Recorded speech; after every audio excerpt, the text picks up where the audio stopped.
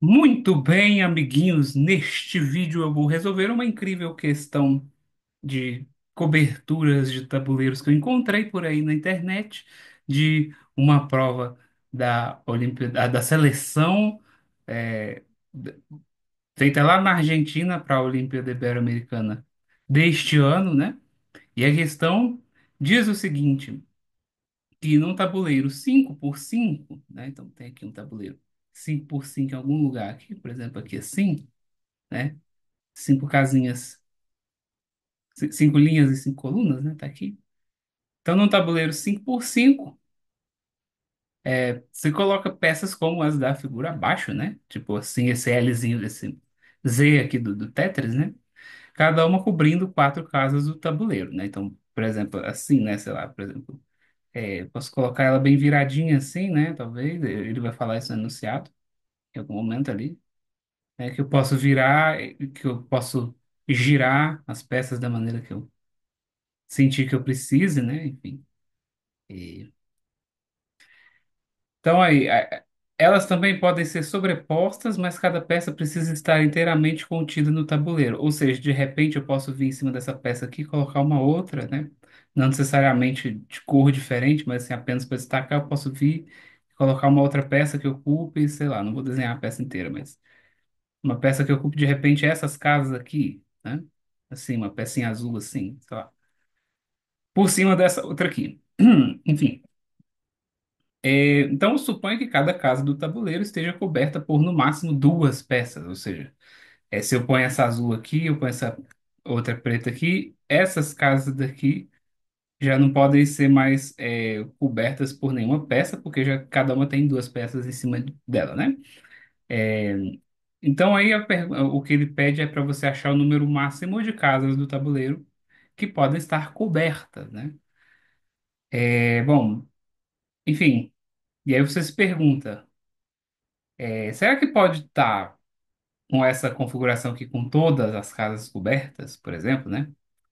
Enfim, talvez a resposta seja isso, não sei. Porque me parece que poder cobrir cada casa com 2 peças me dá uma margem muito grande para conseguir cobrir, na verdade, o tabuleiro inteiro, né?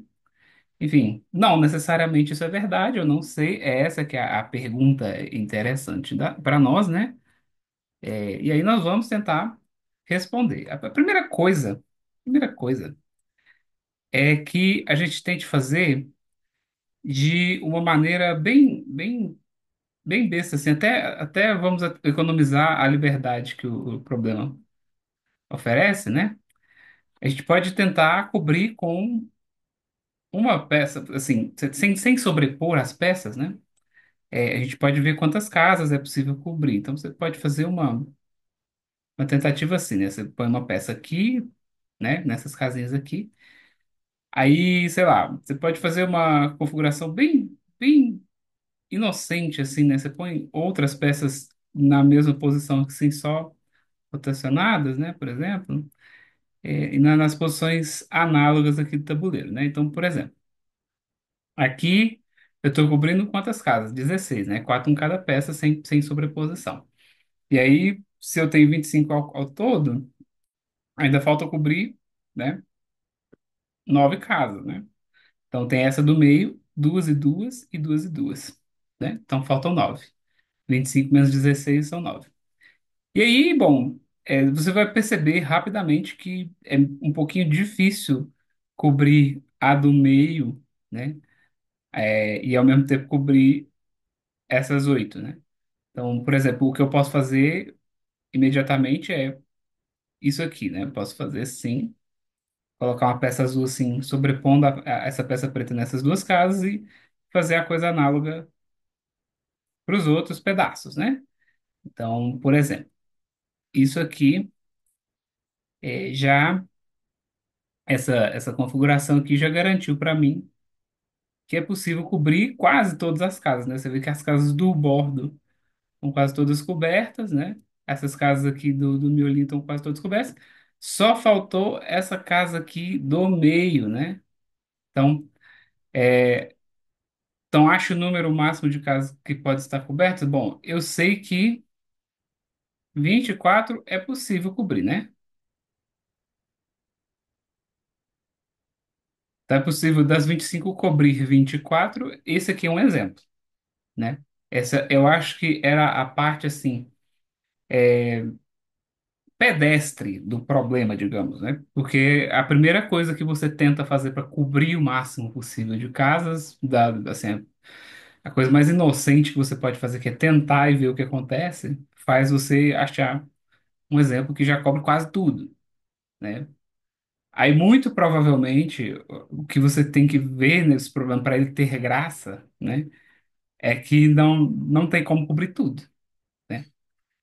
E aí, como é que qual é uma estratégia para você conseguir provar que, mesmo com toda a liberdade que ele te deu de sobrepor as peças, não vai ser possível cobrir tudo, né? Então, uma coisa que você pode pensar é se, por exemplo, aqui, se eu preciso cobrir a casa do meio, a peça que cobre a casa do meio, né, ela jamais vai conseguir cobrir, por exemplo, uma casa do canto, né? Por quê? Se você olha para a casa do meio e para a casa do canto, elas estão a uma distância muito grande, né? E assim, não tem como cobrir. Na verdade, se você cobre a casa do meio, você também não consegue cobrir essa daqui, né? Então, se eu fizer esse tetrizinho aqui para todo lado, assim, cobrindo o meio, eu vou ver que sobram algumas casas, né? Que se eu cobrir a casa do meio, eu não vou conseguir cobrir essas daqui, né? Todas essas daqui que eu tô marcando, certo?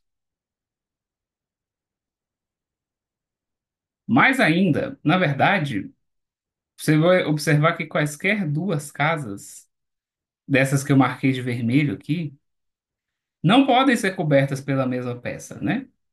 Porque para elas serem cobertas por uma mesma peça, o que que teria que acontecer? A peça teria que conter três casas consecutivas, né? E essa pecinha aqui não contém três casas consecutivas numa mesma linha. Então, não tem como, né? Uma peça cobrir, né? Mais do que uma bolinha vermelha. E você tem nove bolinhas vermelhas. Então, se todas as casas, se fosse possível cobrir todas as casas, então então para cobrir todas as casas, eu pelo menos preciso de nove peças, porque nenhuma cobre duas bolinhas vermelhas. E como eu preciso cobrir todas as bolinhas vermelhas, eu preciso de pelo menos nove peças, né? Então, se, quer dizer, para cobrir todas,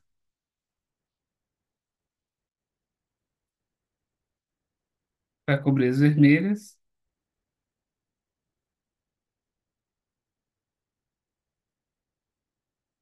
é, nós precisamos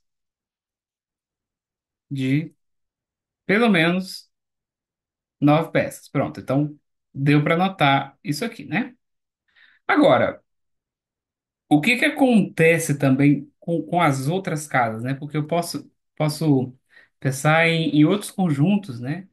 Para eu conseguir analisar. Por exemplo, se eu quiser cobrir essa casa daqui, sei lá. Uma peça que cubra essa casa aqui vai conseguir cobrir quais outras? Vai conseguir cobrir essas daqui que estão com a azul, né? Por exemplo. Essas para cá. Tem gente que coloca uma peça assim para cobrir essa do canto, etc, etc. Mas, por exemplo, pelo mesmo raciocínio, eu também não consigo. Se uma peça cobre essa verde, ela não vai conseguir cobrir essa verde, né? Nem essa verde. Enfim, e aí eu acho que já deu para entender qual é o raciocínio que eu estou fazendo aqui. Duas peças verdes, né? Duas bolinhas verdes não podem ser cobertas pela mesma peça. Vou fazer um para cá de, sei lá, de que cor? Amarelo, talvez, né? Sei lá. Ou preto mesmo, vou colocar bolinhas pretas aqui. Que seria a pintura que é análoga, né? Enfim, isso é como eu pensei. Talvez a pessoa que está assistindo a esse vídeo já percebeu, né, qual é o padrão do que eu estou fazendo e por que que eu estou fazendo, né? Porque, na verdade, o que me interessa é olhar para essas casinhas que eu vou marcar de amarelo aqui, né? Porque se você fechou o conjunto verde e o conjunto preto, só o que sobrou são essas quatro bolinhas amarelas. também nenhuma peça vai conseguir cobrir duas amarelas ao mesmo tempo, né? É, e pior ainda, né? Pior ainda, essas amarelas têm mais uma propriedade.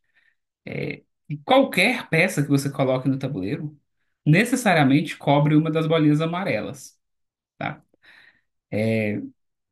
Então, vou enunciar essa proposição aqui. Qualquer peça colocada no tabuleiro, em qualquer posição, é isso aí, o ouvinte perceberá que ela necessariamente